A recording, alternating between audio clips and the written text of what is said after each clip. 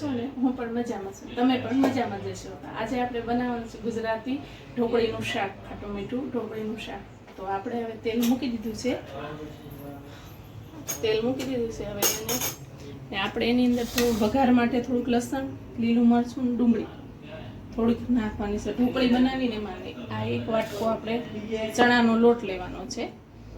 હવે આપણું તેલ ગરમ થઈ ગયું, આપણે ચેક કરી લઈએ.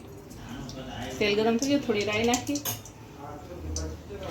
આપણે એની અંદર ઝીણું ઝીણું સમારેલું લસણ નાખવાનું છે. ઢોકળી બનાવીને એની અંદર તો એ લસણ નાખી દીધું. થોડું લીલા મરચાં,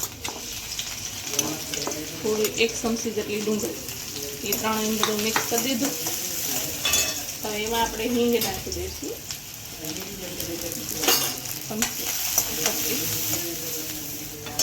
હવે આપણે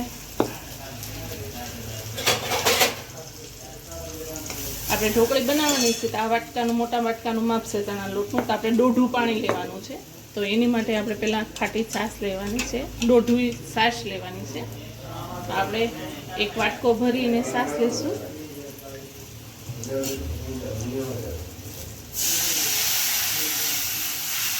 એમાંથી અડધી છાશ નાખશું ને અડધું પાણી નાખશું. આપણે દોઢું પાણી લેવાનું છે ને એના માટે અડધી છાશ ને અડધું પાણી બે એવી રીતે લેવાનું છે. હવે આને આપણે ઉકળવા દઈશું. એમાં પેલા મસાલા કરી દઈશું. આપણે મસાલામાં આપણે હળદર, લાલ મરચું ને પાણી થોડું નાખ્યું ને એવી રીતે તમે છાશ પણ નાખી શકો છો.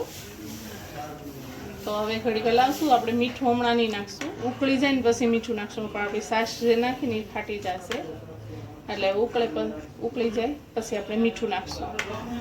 આપણી છાશ ને પાણી બે ઉકળી ગયું છે. હવે એની અંદર આપણે મીઠું નાખી દઈશું. ઢોકળીના ભાગનું જ નાખશું આપણે મીઠું. આપણે જે ઢોકળી બનાવવાની છે ને બે ઉકળી ગયું છે. હવે ધીમે ધીમે કરીને આપણે આ લોટ નાખતા જશું અને મિક્સ કરતા જશું.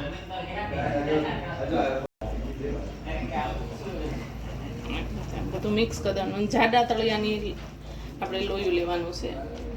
બધું મિક્સ કરતું જવાનું. આપણે ઉનાળામાં શાકભાજીને એવું ઓછું મળે ને, તો આવી રીતે આપણે ખાટી છાશ પડી હોય તો આવી રીતે આપણે ઢોકળી બનાવી શકીએ છીએ ને ઢોકળીનું શાક બનાવી શકીએ. એટલું મસ્ત લાગે છે ને.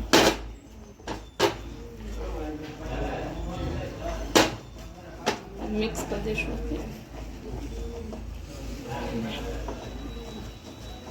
જેને પણ નહીં આવડતી હોય ને એને એકવાર ટ્રાય કરજો તમે, એને પણ આવડી જશે.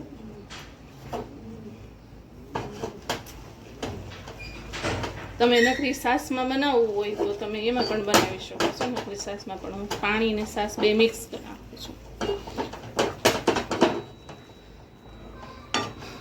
આપણે હવે એને ઢાંકી થોડી વાર સડવા દઈશું. આપણી ઢોકળી તૈયાર થઈ ગઈ છે, પણ આપણે પહેલાં થોડીક હજી થવા દઈએ કે આ સુધીમાં આપણે થાળીની અંદર આપણે તેલ લગાવી દઈએ. એમાં તેલ લગાવી દેવાનું છે એટલે આપણી ઢોકળી આપણે જે પાણી ને એ જલ્દીથી ઉખડી જાય. એના માટે થોડું તેલ લગાવી દીધું છે.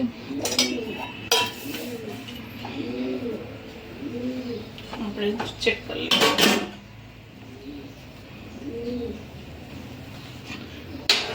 જો આપણી ઢોકળી તૈયાર. તમારે છે ને આવી રીતનું વેવણું હોય ને, વેવણું એનાથી જ આમ હલાવવાની, એટલે શું છે આપણે લાપસી જેવું થઈ જાય. જો હલાવશો ને એટલે ગઠ્ઠાઈ નહીં રહી ને એકદમ મસ્ત થઈ જશે. જાડા તળિયાવાળું વાસણ લેવાનું. આપણે થઈ ગયો છે લોટ. આપણે ગેસ બંધ કરી દઈશું ને હવે એને આપણે આમાં કાઢી દઈશું.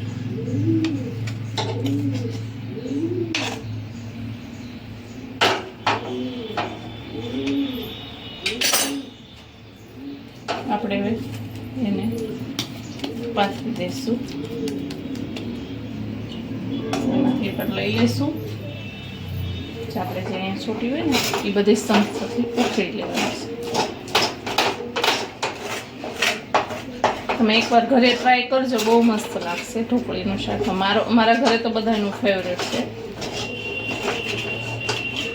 ને તમારા ઘરે કેવી રીતે બનાવો છો એ અમને પણ કહેજો. અમે અમારા ઘરે આવી રીતે બનાવીએ છીએ. કોઈ આનું પાણીની અંદર લોટ નાખીને બનાવે ને કોઈ આવી રીતે બનાવે લાપસીની જેમ. આપણે એક આવો વાટકો લેવાનો, આવી રીતે આમ પાથરી દેવાની, પતલી પતલી. બહુ જાડી નથી કરવાની, પતલી પતલી કરવાની છે. એટલે થોડું તેલ પાછું લગાવી દઈશું.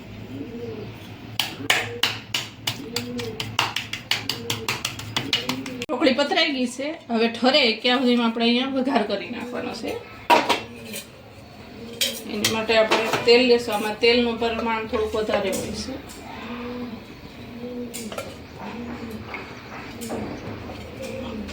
ત્રણ પાવડા આપણે તેલ લીધું છે. એને આપણે ગરમ થવા દઈશું.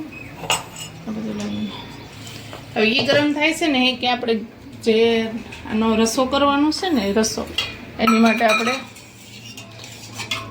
આપણે જેટલો રસો રાખવો હોય પ્રમાણે તો આપણે અહીં એક વાટકો ભરીને ખાટી છાશ લેશું.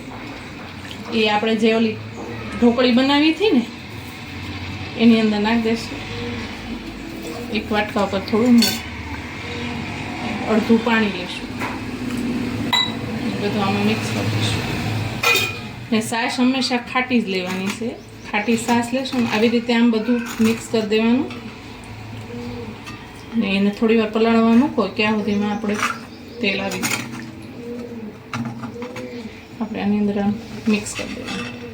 એને હવે સાઈડમાં મૂકી દઈશું.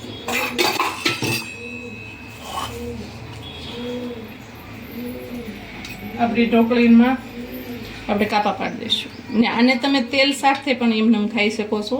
તેલ સાથે ખાવ તોય બહુ મસ્ત લાગે. આપણે કાપા પાડી દઈશું.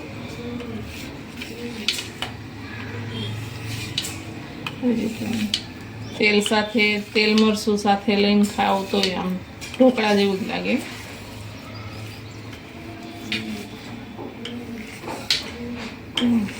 આપણે બધી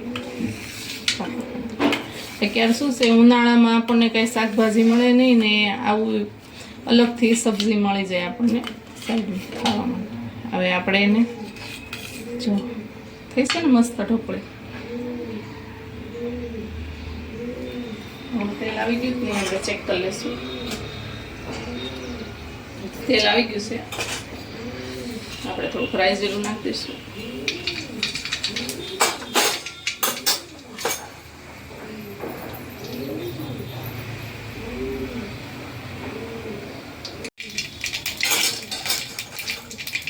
થોડી ઘી નાખી દઈશું ને લીમડો નાખી દઈશું. ને એની અંદર આપણે ડુંગળી ને લીલું મરચું સુધારેલું નાખી દઈશું. તમે ડુંગળી ન ખાતા હોય તો તમે ન નાખો તો પણ. ને લસણ ને લીલા મરચાં ને આદુની પેસ્ટ નાખી દઈશું. આપણે બધું મિક્સ કરી દઈશું.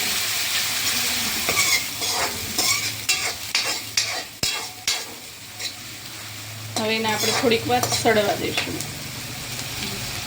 આપણે જે છાશ લીધી છે ને ઓલા જે લોહી આમ નાખી હતી એની અંદર આપણે ઢોકળીના સાઈડના કટકા હોય ને એ નાખીને એમાં એક બ્લેન્ડર ફેરવી દઈશું. એટલે આપણો રસો ઘટ થાય. એને બ્લેન્ડર ફેરવી દઈશું એટલે એક રસ થઈ જાય.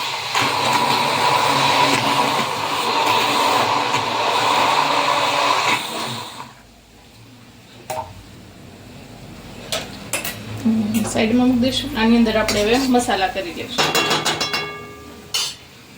એની અંદર લાલ મરચું નાખશું, કાશ્મીરી લાલ મરચું 1.5 ચમચી જેટલું, થોડીક હળદર, થોડુંક ધાણા જીરું. હવે એને મિક્સ કરી દઈશું આપણે.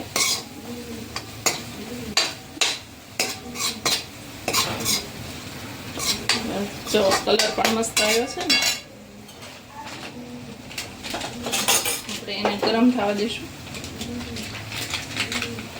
થોડો આપણે ગરમ મસાલો નાખી દેવાનો 38 ચમચી જેટલો, વધારે નથી નાખવાનો.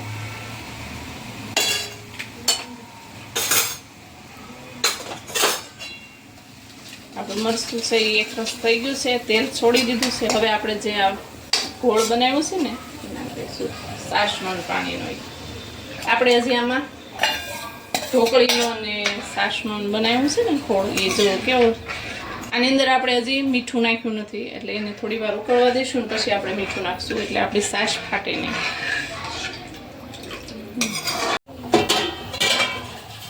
આપણી ગ્રેવી ઉકળી ગઈ છે, જો છાશ પણ ફાટે નથી ને. હવે એની અંદર આપણે મીઠું નાખી દઈશું, એક મોટી એક ચમચી મીઠું નાખ્યું ને પછી તમારા સ્વાદ પ્રમાણે નાખી શકો. થોડી આપણે ગુજરાતી શાક છે એટલે એમાં ગળપણ તો હોય જ તે. આપણે અડધી ચમચી જેટલી ખાંડ નાખી દીધી, મિક્સ થઈ ગયું. હવે આપણે જે આ ઢોકળી બનાવીને ઢોકળી અંદર નાખી દઈશું, બધી અંદર નાખી દઈશું.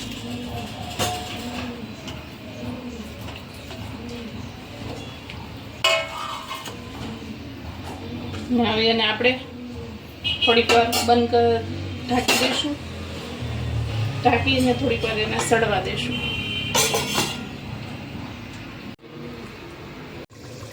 આપણું શાક ઢોકળીનું તૈયાર છે.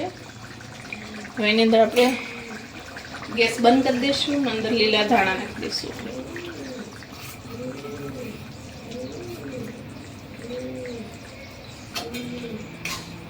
થઈ ગયું ને મસ્ત, કલર પણ મસ્ત આવ્યો.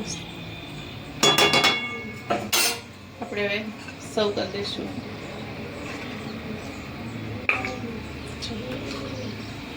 મસ્ત થયું ને, એકદમ પોછી રૂ જેવી થઈ છે ઢોકળી.